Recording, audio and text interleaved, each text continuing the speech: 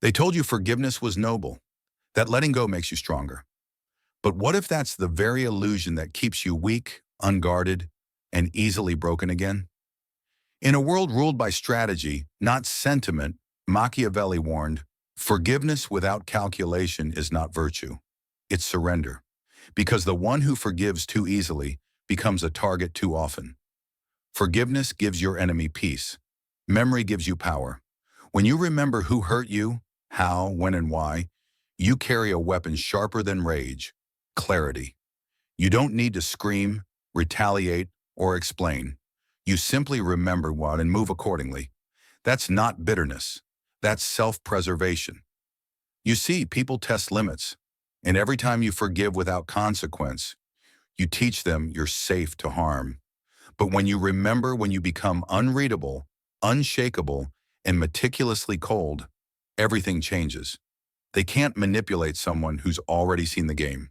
They can't gaslight someone who never forgot the truth. Forgiveness may soothe the heart, but memory fortifies the mind. And in a battlefield like this world, the mind is where wars are won. Let them say you hold grudges. Let them call you cold. Because in truth, they fear your memory, not your anger. They fear the version of you who doesn't speak, doesn't explain, but never forgets. That's silence. It terrifies those who once controlled you through guilt. It exposes their shame. And maybe, just maybe, that's why they wanted you to forgive in the first place. Not for your peace, but for their comfort. So tell me, is it really strength to forgive those who would wound you again? Or is the real strength found in remembering, not to hate, but to rise above them with eyes wide open? Comment below. Do you believe forgiveness is power or weakness? Let's talk. They told you forgiveness was noble, that letting go makes you stronger. But what if that's the very illusion that keeps you weak, unguarded, and easily broken again? In a world ruled by strategy, not sentiment, Machiavelli warned, forgiveness without calculation is not virtue. It's surrender.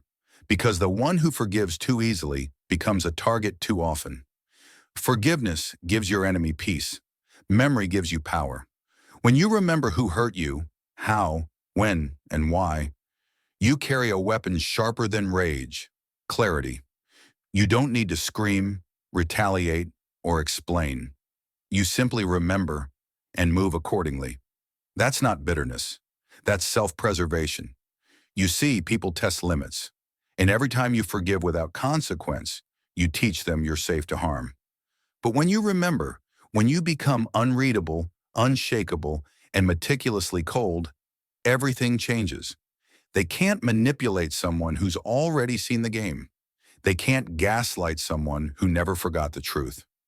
Forgiveness may soothe the heart, but memory fortifies the mind. And in a battlefield like this world, the mind is where wars are won. Let them say you hold grudges. Let them call you cold. Because in truth, they fear your memory, not your anger. They fear the version of you who doesn't speak, doesn't explain, but never forgets. That silence, it terrifies those who once controlled you through guilt. It exposes their shame. And maybe, just maybe, that's why they wanted you to forgive in the first place. Not for your peace, but for their comfort. So tell me, is it really strength to forgive those who would wound you again? Or is the real strength found in remembering, not to hate, but to rise above them with eyes wide open? Comment below. Do you believe forgiveness is power or weakness? Let's talk. In today's world, you don't have to be weak to be destroyed. You just have to look weak. That's the trap.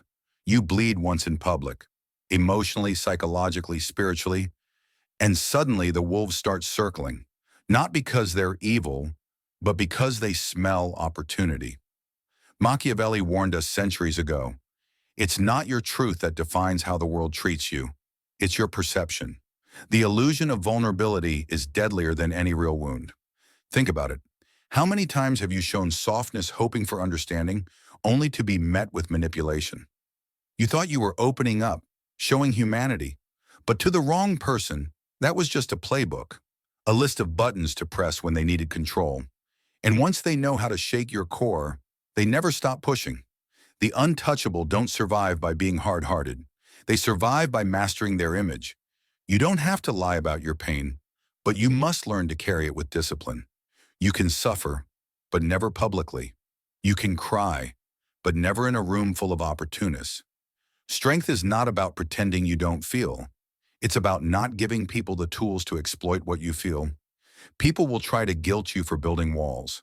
They'll say you've changed, you've become cold, distant, emotionless. But they only say that because they can no longer access the version of you that bled for their comfort. You've stopped being predictable, and that terrifies them.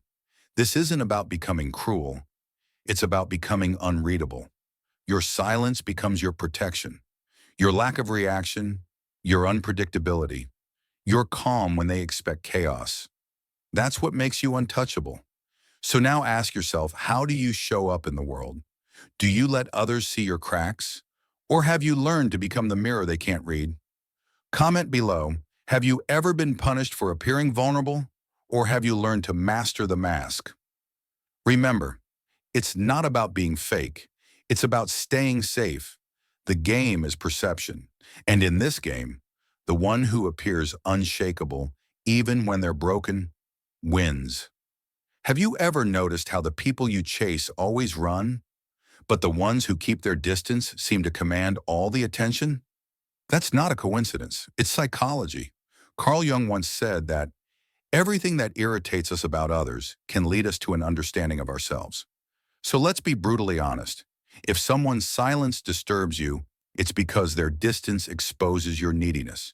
And that right there is why controlled access creates power. When you're always available, always responding, always explaining, people stop valuing your presence. They start treating your energy like it's free, like it's owed. But the truth? Constant availability is emotional slavery dressed up as kindness. And you've probably felt it. That invisible fatigue after a day of giving pieces of yourself to people who only reach for you when they need something. You think you're being supportive, generous, compassionate, but you're bleeding out quietly, unnoticed. The untouchable understand this. Access is leverage. You must learn to regulate it, not to punish, but to preserve. Not to control others, but to protect yourself. Because the more others can reach you, the more they study your patterns, your weaknesses, your emotional triggers. When you give people too much access, you're handing them the blueprint for your destruction. Think about how powerful it feels when someone suddenly stops engaging, when they no longer respond right away, when they stop explaining. That silence creates discomfort, not because of arrogance, but because it disrupts the emotional control others believe they had over you. This is not about being cold. It's about being intentional. Give access to people who earn it, not those who guilt you into it. Be warm but guarded. Be kind but elusive. And most importantly, understand that your energy is currency. If you give it away to everyone, it becomes worthless. Now here's the question. Who in your life has too much access? Who gets a front row seat to your mind, your emotions, your soul, without having earned it? Comment below. Let's talk about boundaries, energy leaks, and reclaiming your inner fortress. Because in a world obsessed with attention, your silence, your distance, your mystery, that's the real power. Silence isn't weakness, it's warfare. In a world that demands your reaction, your opinion, your validation, choosing silence is a threat. Why? Because most people survive off your energy. They need you to argue, to explain, to prove yourself. But when you stop responding, when you go quiet, they panic. That silence forces them to confront their own chaos, their own guilt, their own lies, without your energy to distract them. Carl Jung believed that silence is not just the absence of words. It's a space where transformation begins. It's the moment you withdraw, not to run away, but to watch. Because when you're silent, you stop leaking power. You stop defending yourself to people who were never listening. You stop bleeding emotionally just to prove you're alive. When you're silent, you're not ignoring the situation, you're mastering it. People don't fear noise, they fear unpredictability. They fear not knowing what you're thinking. And that's where psychological armor is born. Not in shouting, not in proving your worth, but in stillness, in withholding, in choosing when to speak, and more importantly, when not to. This is not passivity. This is discipline. Silence, when intentional, creates tension. It holds power. It turns your absence into a mirror. And those who once fed on your reactions start to feel the weight of their own emptiness. They begin to wonder, did they lose access? Are you watching? Have you already decided something they're not prepared for? Your silence becomes your strategy, your energy preserved, your focus razor sharp. This is your psychological armor. You don't need to respond to every insult. You don't need to clap back at every criticism. You don't need to explain your distance. Because silence sends a message louder than any argument. I owe you nothing. Now ask yourself, where in your life are you still reacting too fast, too often, too emotionally?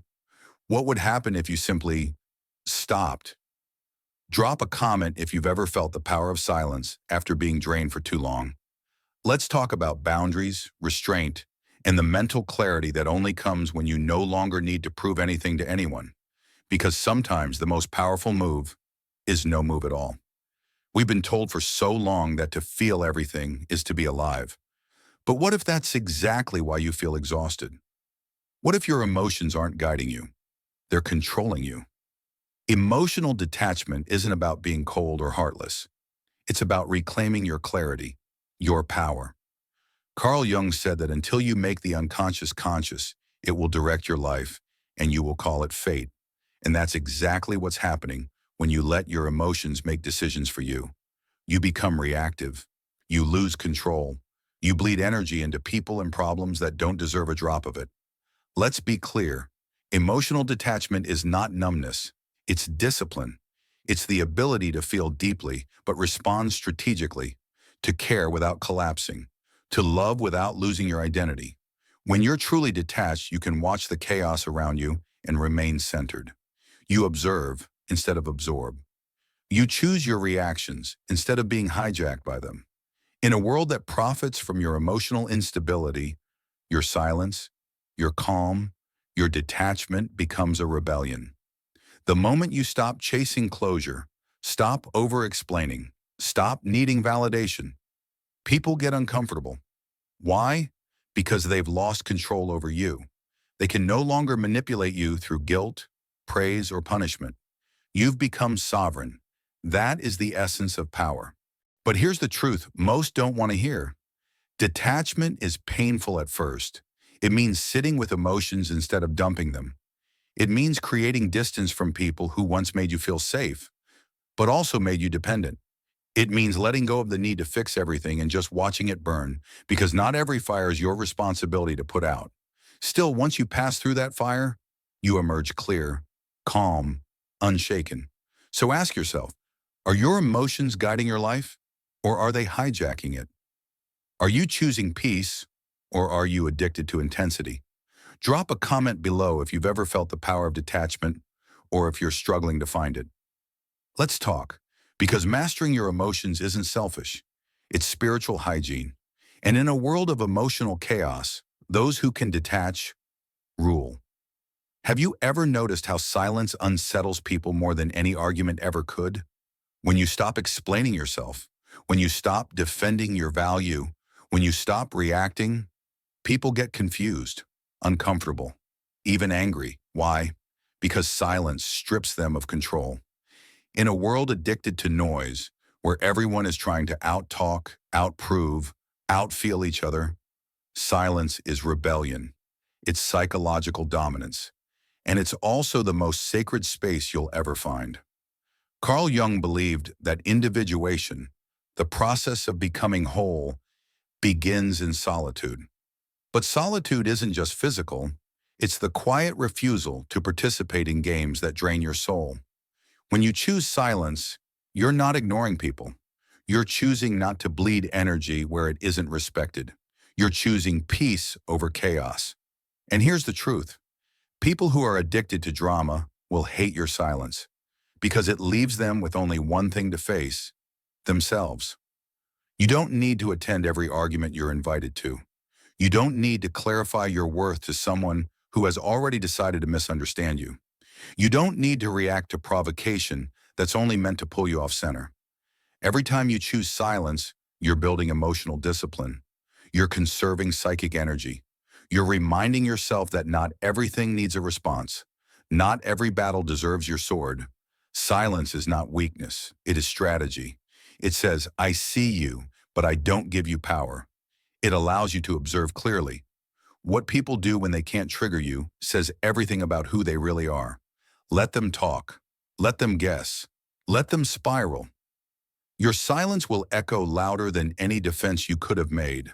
But be warned, silence also reveals who was only connected to you through conflict, who needed your emotional reactions to feel in control.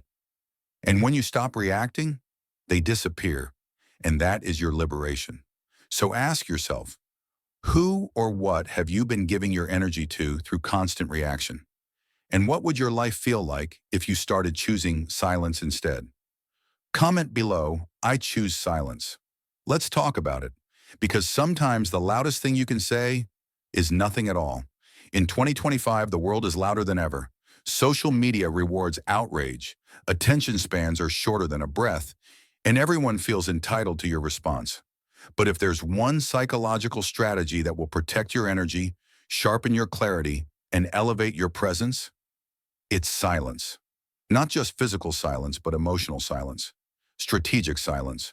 Jung once said that everything that irritates us about others can lead us to an understanding of ourselves. But in today's hyper-connected world, we're drowning in noise before we even get the chance to listen to ourselves. That's why silence has become a superpower.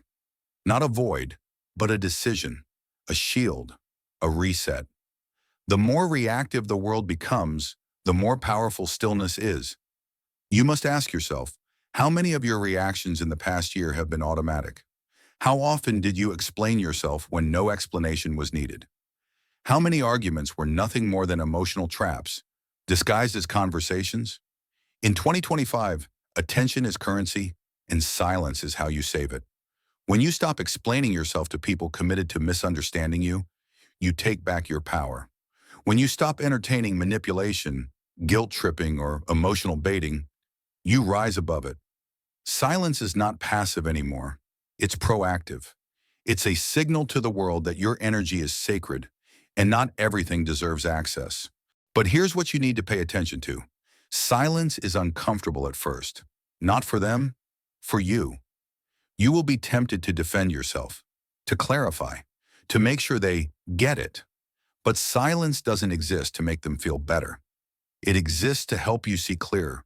It filters out noise, reveals hidden intentions, and forces people to face their own reflection.